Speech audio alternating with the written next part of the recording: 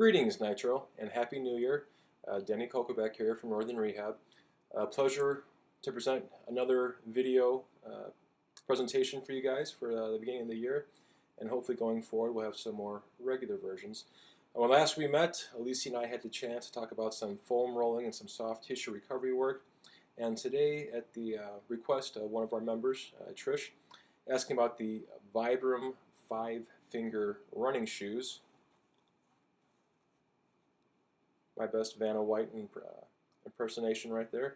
The Vibrum 5-finger running shoes are a very low profile running shoe or footwear, you could say, designed for people to be used for running, kayaking, water sports, rock climbing, various other outdoor or indoor activities. And the main benefit that I can speak to is the ability for the foot to really have a better sense and communicate with the rest of the body of what's happening below. For example, in a very thick-soled running shoe, while there's lots of support provided to the foot, and by virtue going higher up the chain, the knee, the hip, and the back, the Vibrum will allow the foot to really interact and sense what it is that you're running on, even, uneven, is there a little crack, is there a little rock, and makes the body then have to accommodate and change for that lack of support and lack of stability. I guess the best analogy would be doing your lifts by wearing a weight belt with some external support, and perhaps by virtue leaving some of the intrinsic core muscles turned off versus doing it without, where you have to have some higher level control of your intrinsic core muscles. So I think the main benefit with the Vibrums that I can see so far, and I've used them for the last about 2 years now, is the increased sense of communication with the feet into the ground, allowing the body then to make some positive muscular corrections and changes.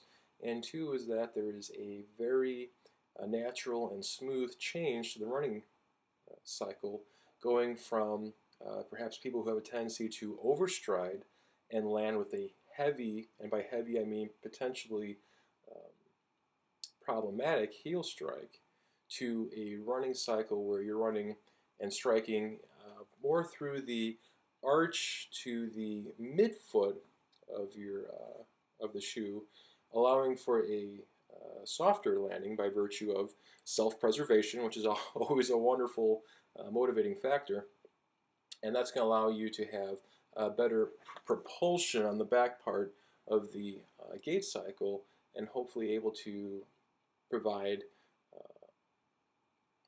a tendency for less injury, or I should say a tendency to stay healthier longer.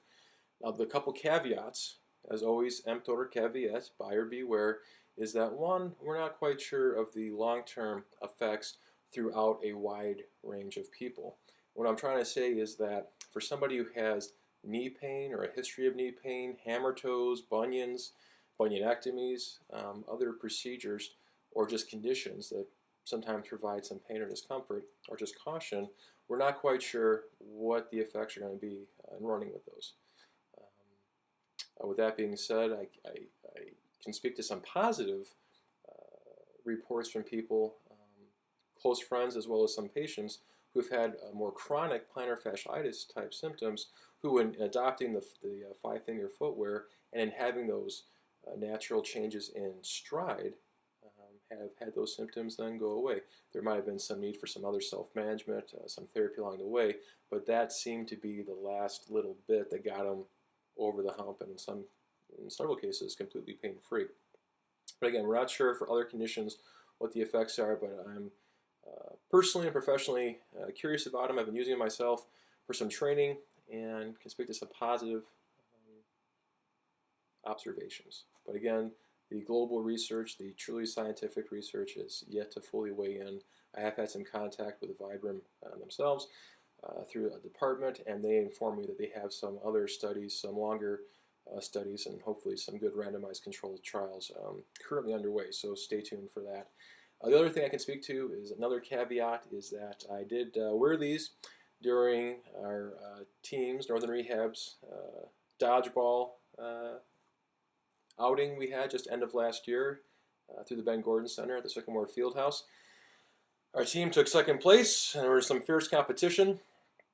But I will say regarding the five-finger shoes, I've seen some limitation when it comes to ballistic, multi-directional sports with dodgeball. In fact, I had a little bit of a problem afterwards that I think just speaks to the fact that it's really good for a linear, straight front to back, running, hiking type purpose, but with a multi-directional activity where you're running full speed, sprinting speed, start stop, rapid deceleration, acceleration type activities.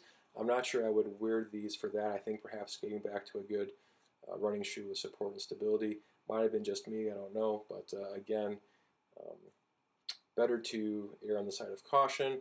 And if you do decide to pick up a pair of these, I would also caution a very slow break-in period, running for very shortened distances at slower tempos. I would probably cut your distance down to maybe a mile or two, regardless of your 10K, half marathon, or marathon status. Less is going to be more in the early goings of that, and at a much slower rate too. So, without further ado, I'm going to present some video here we took of a runner wearing both running shoes and the Vibrum shoes. Just kind of share some thoughts with you. As always, if you have questions or feedback, shoot them to me through the Nitro email. It's a wonderful way of communication, and thanks to Trish for asking the question and having the suggestion for this this month's video presentation. And as always, as a physical therapist at Northern Rehab, it's a pleasure working with you guys. You're a wonderful group of people, and I truly do love working with the running population. So without further ado.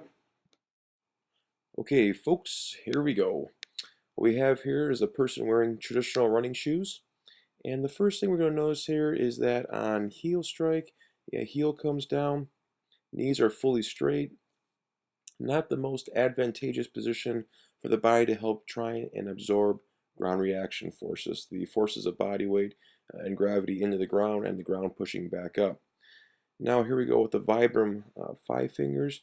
You'll notice as we slow things down that the initial contact takes place right about the mid portion of the foot in through the arch area. Person has to have a much softer, quieter landing to help control those ground reaction forces and not send shock up through the chain. You also notice that the knees aren't fully straightened either. Here we go from the front, and the thing you'll notice is that you'll always see the entire bottom of the shoe when we slow things down. So from here, the heel through the toe is fully visible before the person comes into contact with the ground. Again, for a person who overstrides, an even larger percentage of ground reaction forces will be transmitted up the chain. We're going to switch over here to our Vibrum 5 fingers, and you'll notice that the bottom of the foot never becomes fully visible, that the runner keeps the foot slightly dorsiflexed throughout the entire running motion, again landing with a softer impact onto the deck and potentially less ground reaction forces. As always, Nitro, it's been a pleasure. Take care.